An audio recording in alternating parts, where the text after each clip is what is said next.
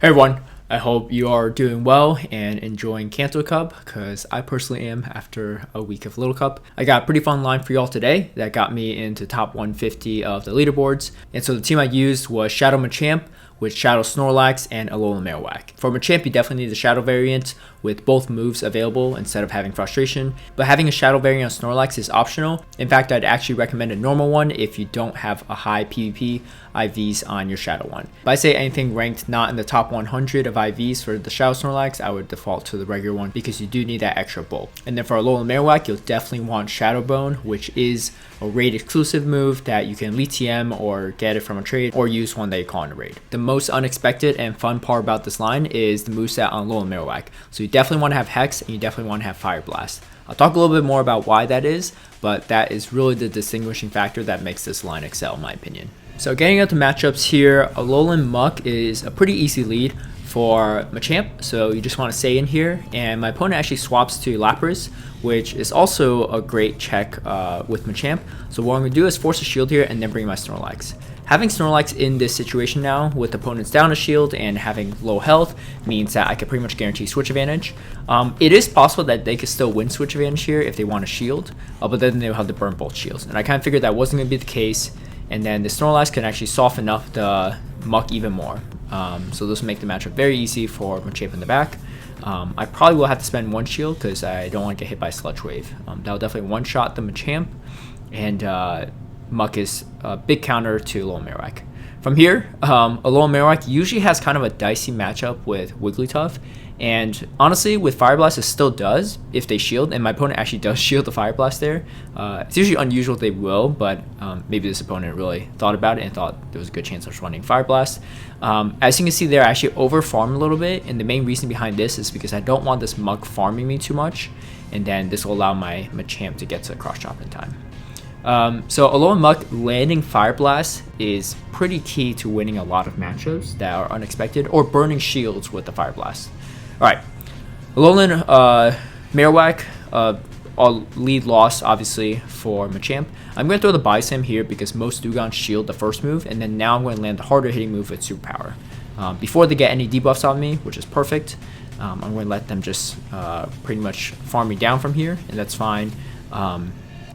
So what I actually do here is bring in my Alolan Marowak. Main reason is because I don't want to get hit by Icy Wind, and so Alolan Marowak's going to resist it and get a bunch of energy here. Even though my Machamp doesn't have much play against the Marowak, I'm thinking right here that I might be weak to Marowak in the back anyway, or whatever's in the back, and it ends up being Hypno. So a lot of times teams will run 1, 2, maybe even 3 counters to Shadow Machamp, and Shadow Machamp is just used as a meat shield, and that's totally fine actually. It is meant to cover weaknesses that Alolan Marowak may have, such as Alolan Muk and Lapras, but if they're not carrying any of those Pokemon, what you rather do with it is use it as kind of a third shield to absorb damage, right? So I absorb damage from the Alolan Marowak there, all that energy, and then now with my Hex, I'm able to outpace the opponent's Marowak and also farm up extra energy off of Hypno. Okay, so this is against my friend Airvel here. He's actually playing Wigglytuff matchup, and this is actually very tough. So Wigglytuff counter swaps. If the opponent plays it right, and my opponent does, Airvel's a really great player. So what they want to do is just charm you straight down. Maybe regular Snorlax might be able to flip that matchup a little better, but Shadow definitely cannot. And if he threw a move right there, then I'd be in a much better spot because I could force out second shield, but he didn't. And then so now this is one of the scenarios where he's pretty much coming in with yeah, I almost got to the cross chop right there, but cannot. So 2 hard Machamp counters, and unfortunately having Bone Club would help a little bit here, but even down a shield at this point, there's no way I could have done it. Fire Blast actually would have KO'd, but Airvel's a smart player and he's not going to go for the shield flex, which worked out really well. He actually DM'd me after and was like, yeah, thank God I shielded that. Alright, Marowak against double Charmers. So this is one of those examples where you are going against a team with 3 Machamp counters. How do you deal with this, right? So in this scenario, I think bringing in Wigglytuff would have been better. But they didn't really know what my backline was, and they probably felt okay here because now they can farm up a bunch of energy on Marowak, and they have another counter to Machamp, right? Again, in this scenario, I'm going to bring in my Marowak here, absorb the Bone Club, and then the fact that they haven't swapped out yet is signaling to me that they have something that's weak to Alolan Marowak in the back. So that's why I bring in my own Machamp right here. Just tank the move. It's okay if Shadow Bone almost kills me. That's totally fine because at this point, I just needed to absorb the damage, right, and all the energy for Alolan Marowak. And then now I land the Fire Blast, as you can see, almost one-shotting the Wigglytuff here. And then because of my Hex, I'm going to be able to outpace my opponent's Marowak, and they're going to concede the match there. So against three Machamp counters, you can still win. Pretty wild. All right, Hypno lead, also a very hard counter to Machamp. And so I actually charge up quite a bit of energy here, and then I now have enough to go for double superpowers against my opponent. So this is really nice. They do shield the first one, and they're not going to shield the second one. That's fine. They're going to be down a shield, which is always a great spot to be in if you're losing switch. And so they take it out, and which is good because they have no room to farm any additional energy. I'm going to let this go. It's not going to one-shot the Machamp. I want the Machamp as low as possible so that I don't get farmed later. And then here comes a Muk. So this is tough, right? But I need to land the Fire Blast. And per usual, a lot of people don't shield. Maybe after this video, more people will start shielding. So you might have to bait even with Shadow Bone, which is kind of a wild idea. But at this point, I'm just going to go straight Hex down the Muk and have a bunch of energy on this Marowak. Again, Hex is generating energy faster than Fire Spin will, so you're going to outpace a lot of typical matchups. I actually get a double defense drop, which is pretty wild there. But at this point, they're finished right there. And my champ actually had, I think, near a cross shop in the end anyway, so it would have been fine. All right, so again, another Hypno lead. Definitely very tough for this team. They actually stay in quite a bit. I've seen this happen a few times. So at this point, I'm going to go straight for the superpower. They don't shield it, which means I can potentially force a second shield by going Body Slam here. They actually don't shield that either. Very interesting. So let's see what I do. I end up shielding the Body Slam because I was like, okay, I could potentially force a shield here or win switch, which is always great. So I do win switch, and against a Hypno lead, that's always good, right? So here comes the Hypno, and then I'm going to throw Body Slams. This is a little scary because this Hypno is going to farm up a bunch of energy. And with all this energy, if it has Shadow Ball, I'm in a bad spot. So I actually come in with my Machamp right here, kind of a wild idea, and tank a Shadow Ball on my Machamp. I'm thinking there might be a chance that they have Alolan Marowak in the back.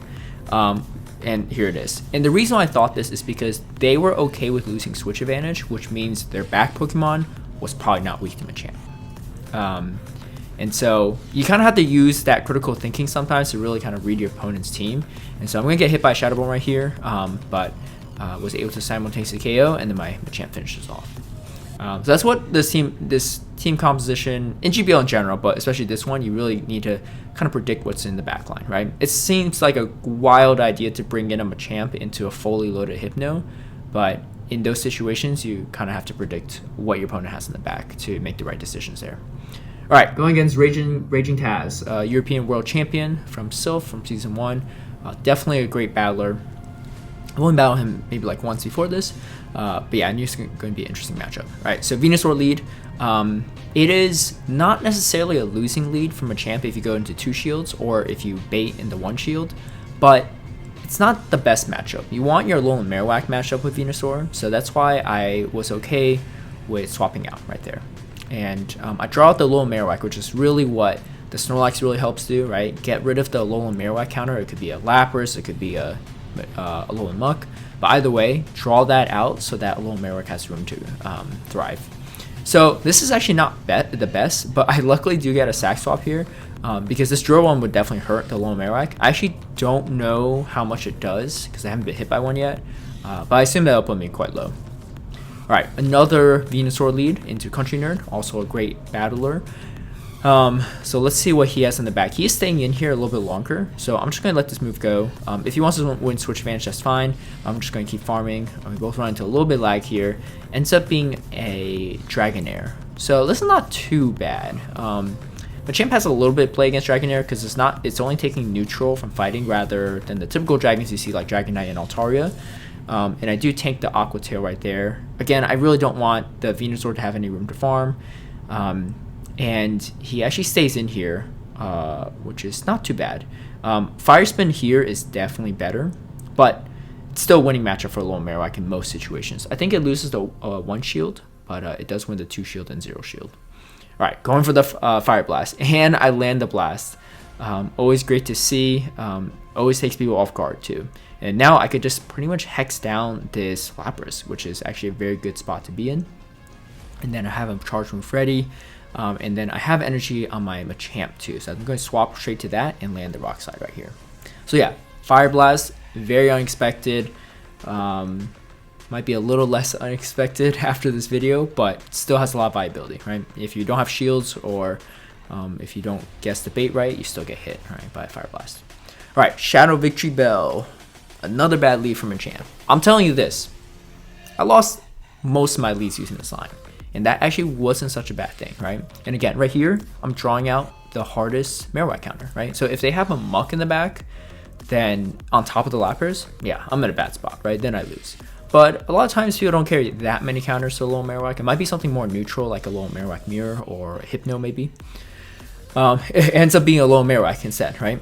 My opponent here I think is also running Hex, which is the only person I think I ran into. Yeah, they're running Hex Shadow Ball. But Shadow Bone is going to charge up a little faster. Shadow Ball, however, can one-shot, whereas Shadow Bone almost one-shots. So there's the benefit of Shadow Ball there. But come in with a Lapras right here, and then they come in with a Victreebel. And so, yeah, in that matchup, Machamp didn't even really have to do much, but it worked out pretty well. All right, another Shadow Victreebel lead. This one, they're staying in a little bit longer, which is not too bad. I dropped the Body Slam, but they swapped. And they swapped to Alolan Eradicate. Really great swap by my opponent right there. Because had it been Superpower, then they would have been one-shot from there. But instead, they catch it perfectly. Then now I'm put in a situation where I probably have to shield. So I'm going to shield this Hyper Fang and see what happens next. I probably want to soften up this Victreebel a little bit. So I throw the Cross Chop. It still will do a decent amount of damage if landed. But now here comes the Muk. Alright. And I think this Muk is running Bite. Am I mistaken? Yeah, it's running Bite. I actually want them to fake me out here so I have extra time to farm with my Machamp. They read this really well, so they literally stopped attacking as well. So we're not lagging here. We're in a stalemate. But I think he's going to use one Bite just to ensure that I don't have energy for this Victreebel, and so that's what happens there. But I still can get to the Cross Chop in time and close out this match. So hard counters throughout, but still was able to flip that matchup. All right, Wigglytuff. Very tough matchup. Again, I mentioned before in the Airball matchup from earlier, Wigglytuff is in general just a very tough Pokemon to go into, just because it's resisting the Shadow Bones and the Hex as well. Very good swap from my opponent right here. It doesn't even really matter because, like, even if they didn't catch the Body Slam and they just swapped right away, like, the Body Slam wouldn't do anything anyway, right? It was great for them to do that, soften up my Snorlax enough that they could just Fire Spin me down, and then now come in with another Machamp counter. So again, situations where you have 2 Machamp counters, and that's 3, right? So all 3 Machamp counters lined up. So not a great time. This is probably why you don't see a lot of Shadow Machamps in the meta. However, I've liked its role on this team so far. It is definitely a team that requires a little finesse, but it's definitely winnable. But this specific matchup, not winnable, just because my opponent played the Wigglytuff lead really well. Something really to watch out for if you're using this line, and something to think about if you're going against this line, right? If you're a Wigglytuff user, it's a great counter to this line in specific situations. All right, charge up the Suzer powers right here because they're going to have double shield if they want to win this. And they probably thought I was baiting, or I don't know. But worked out really well because I was able to land it. But yeah, so that's a potential win condition I see right now. Now I could get rid of 2 Alolan Marowak counters right off the bat. That's really good for my team because now my Alolan Marowak has an opportunity to sweep, and then I actually shield here to potentially force another shield from my opponent, which is perfect. And then now here comes the Alolan Marowak. Again, you all know the drill. Wigglytuff, Biggest downside is it can't really charge energy quickly, so I know I could get to 2 Fire Blasts if I really want to. My opponent actually does let that go, and then they're going to concede the match right there. They probably thought it was a Bone Club or something, which is what most people probably will think. Alright, Alolan Raichu, also a losing lead again, but Snorlax, you can draw out the Lapras. There's really nothing that completely walls all of Snorlax's moves. Stuff like Alolan Marowak will resist the charge moves, but taking super effective from the fast moves, right? So that's what makes Snorlax here a really great safe swap. I really can't think of a time where I swapped in Alolan Marowak instead of Snorlax. So that's kind of an easy way to do it, right? Almost always you safe swap Alolan, Shadow Snorlax. Now, that's very different from counter swapping, right? If you're winning the lead in the counter swap, that doesn't mean you always swap in Snorlax, right? So if they counter swap a fighter or something, you don't bring Snorlax in, obviously, right? So my opponent's super debuffed at this point, and then I'm going to drop the Fire Blast. They're probably not expecting it. They're probably expecting a bunch of Bone Claws, which also would be kind of deadly with that much of an energy lead. Yeah, ends up being Fire Blast. Always feels good to land that, and then finishing off the Lapras right there. So again, another losing lead with still positive results. Alolan Golem, Alolan Gravelers, these are pretty much interchangeable in the meta for the most part. So I'm only going to show you a clip of Golem just because they're kind of repetitive in that sense. But yeah, a very great spot to be in. Again, just like Venusaur, having Fire Spin is much better than Hex in the matchup against Grass, like Victreebel, but you do outpace the Victreebel to moves with Hex, and Shadow Bone does quite a bit of damage. I actually get another shield from my opponent right there, which I was okay with, because now I'm in a very good spot to go and counter straight down, and then here comes the Hypno. Hypno, just going to lose to Snorlax. Snorlax is going to do very well against it, unless it's running Focus Blast, which most Hypnos in this meta at least aren't, just because the presence of Alolan Marowak being so common. But yeah, so that's something to watch out for there. Alright. Dragonair. Dragonair's nice. Like I said before, Dragonair is taking neutral rather than resisted like flying dragons. So what I actually do here is I like to drop a cross chop and then swap out. Because even though I have some play against it, I want to draw anything that might check the Alolan Marowak in the back. So my opponent actually kind of made a misplay right there. They had to burn both shields on this Snorlax. So at this point, I feel pretty good.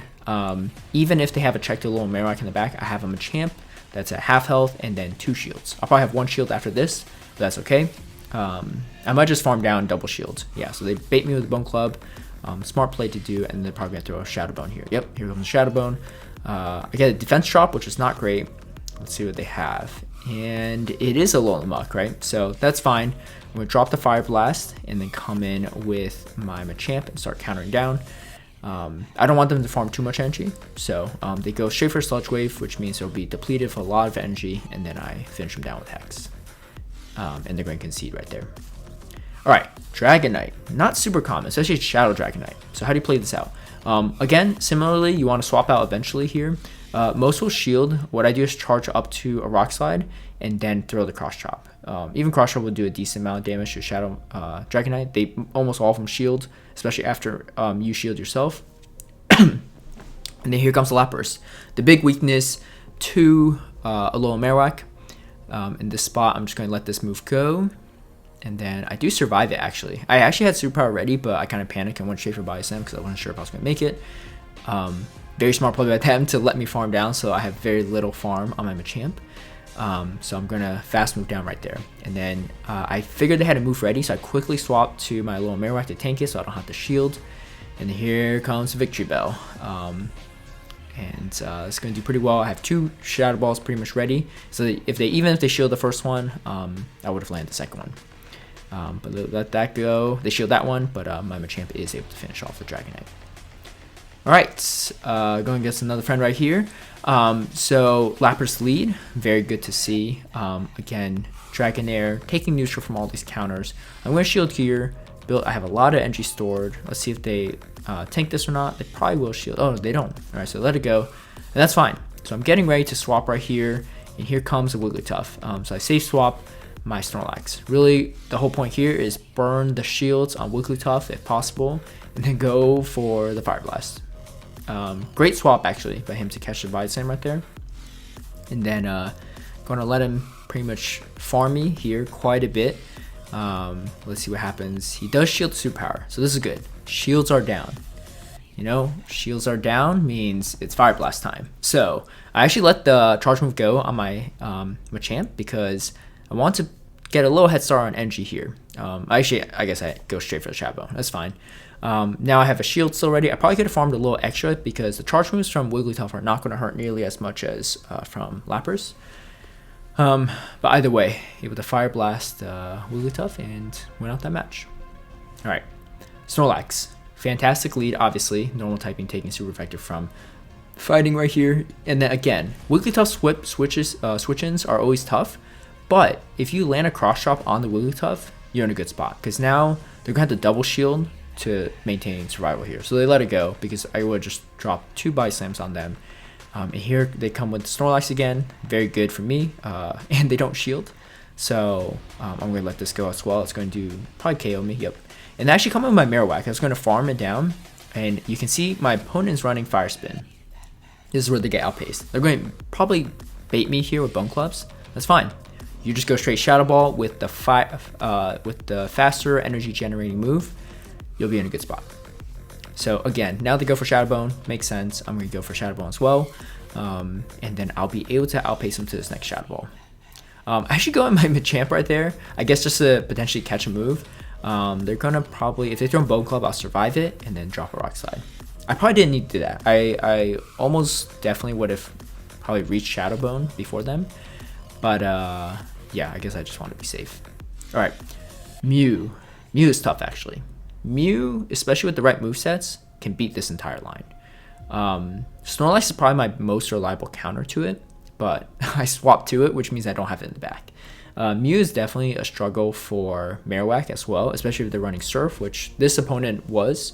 But I know that, you know, Marowak, at least with the Fire Spin variant, even if you double bait with Bone Club, you still lose against Mew. I don't know actually the Hex variant as well, just because that's not what I've played in the past.